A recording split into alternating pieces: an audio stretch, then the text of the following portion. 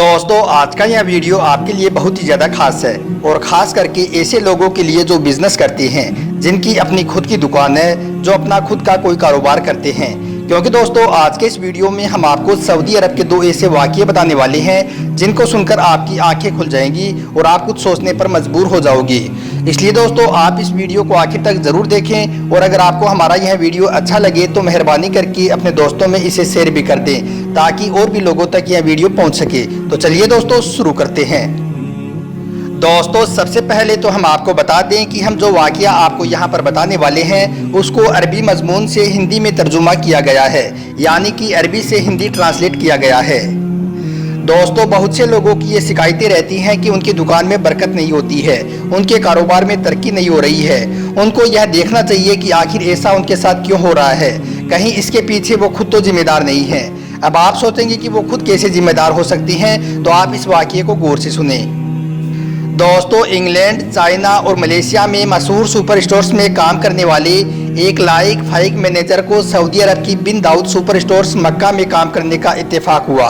यानी कि बड़े बड़े स्टोर्स में काम कर चुके एक मैनेजर को सऊदी अरब के मक्का शहर की एक सुपर स्टोर्स में काम करने का मौका मिला, क्योंकि उस शख्स ने मैनेजर की पढ़ाई इंग्लैंड से की थी। वो इंग्लैंड में पढ़ा लिखा था और बिजनेस मैनेजमेंट को टॉप किया था। यानी कि दोस्तों उस शख्स ने बिजनेस मैनेजमेंट की किताबों से उसने हमेशा अपने कॉम्पिटिटर को नीचा दिखाकर आगे बढ़ना सीखा था। मतलब कि वो अपने प्रतिद्वंदियों को नीचा दिखाकर आगे बढ़ना अच्छी तरह से जानता था। अब दोस्तों वो शख्स मक्का शरीफ की एक सुपर स्टोर में काम करने लगा था। यानी कि वो शख्स मक्का की उस सुपर स्टोर में रीजनल मैनेजर के पद पर अपनी खिदमत को अंजाम देने लगा था। इसी दौरान उसने देखा कि एक दूसरे नाम की सुपर स्टोर की ब्रांच वाले उसके स्टोर के बिल्कुल सामने खोलने की तैयारियां करने लगे हैं। तो उसने सोचा कि यह लोग इधर आकर उसकी स्टोर पर असर डालेंगे, यानी कि जब इनकी स्टोर हमारे ठीक सामने आ जाएगी तो फिर हमारी बिक्री पर असर पड़ेगा और हमारी बिक्री कम हो जाएगी। इसलिए उसने जल्दी से अपना फ़ोन निकाला और बिन दाऊद सुपर स्टोर के मालिकान को फ़ोन लगा दिया और साथ में उसने इस स्टोर की पूरी रिपोर्ट भी उनको पेश कर दी और उसने उनको नई खुलने वाली सुपर स्टोर के बारे में सारी मालूमात, हर तरह की जानकारी और मशवरे और उनको आगे का प्लान बनाने का मशवरा भी देने लगा। मगर दोस्तों यहाँ पर इंग्लैंड, चाइना और मलेशिया नहीं था, यहाँ पर तो अल्लाह पर भरोसा करने वाले लोग थे। बिन दाऊद सुपर स्टोर के मालिक अबू तलहा की बातों को सुनकर उस मैनेजर की हैरत का ठिकाना नहीं रहा।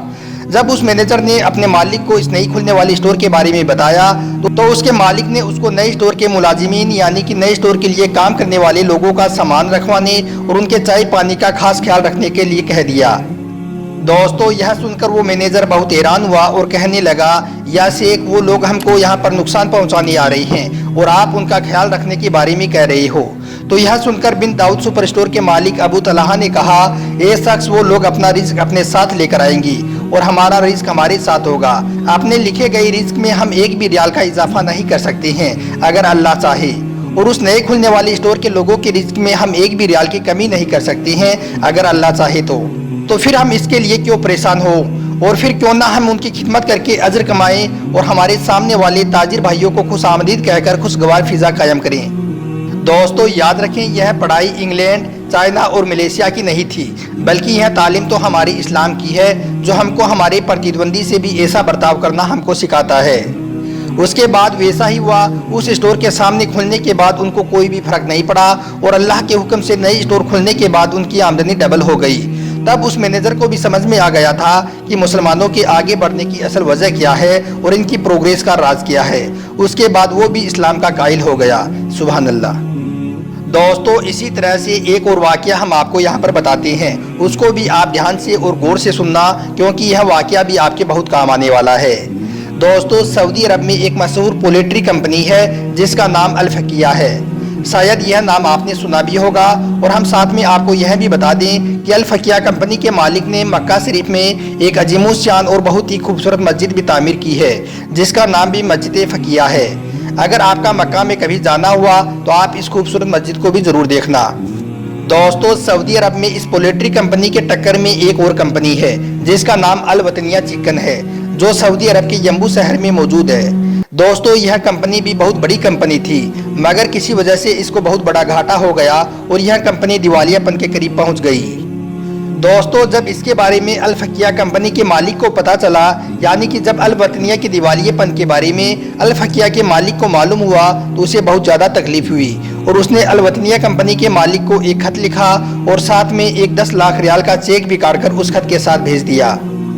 दोस्तों उस खत में लिखा हुआ था कि मैं काफ़ी दिनों से देख रहा हूँ कि तुम दिवालियेपन के करीब खड़े हो, मेरी तरफ से तुम ये रकम कबूल करो, अगर तुम्हें और भी रकम की ज़रूरत हो तो और बता देना, और हाँ तुम पैसों की वापसी की बिल्कुल भी फिक्र मत करना, जब तुम्हारे पास हो जाएं तब लौटा देना।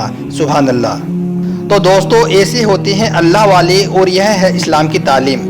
अब आप ज़रा सोचिए कि इस वक्त अल फकिया कंपनी के मालिक को अच्छा खासा मौका था कि वो इस परेशानी के आलम में अपने टक्कर वाली कंपनी को हटा दे और उसे खुद खरीद ले, यानी कि इस वक्त अल फकिया कंपनी के मालिक को अल वतनिया कंपनी को खरीदने का सुनहरा मौका था, लेकिन उसने अपने सबसे बड़े मुखालिफ की इस वक्त भी माली मदद की और उनका सहारा बना, ना कि इसमें अपना कोई फ़ायदा देखा।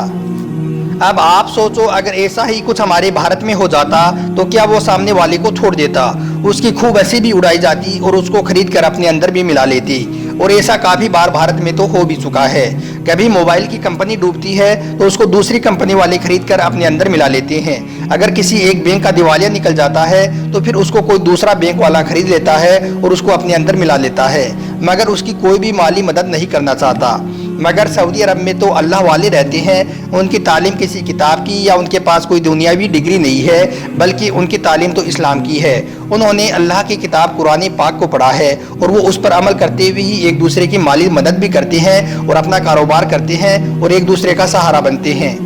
दोस्तों यह दोनों सच्चे वाक़ये आपको इस्लामी तिजारत के असूलों से आगाह कराते हैं और सिखाते हैं कि इस्लाम हमें किस तरह से अपना कारोबार करने, अपनी दुकान चलाने का हमें हुक्म देता है, और हमें सिखाता है कि हमें किसी भी हाल में किसी को लेकर परेशान नहीं होना चाहिए। अगर आप ईमानदारी से अपना काम करते रहोगे और लोगों पर एहसान करते रहोगे, मजबूरों का सहारा बनते रहोगे और लोगों की माली मदद करते रहोगे, तो अल्लाह पाक आपका बाजू पकड़कर आपको कामयाबी की मिराज तक पहुँचा देगा।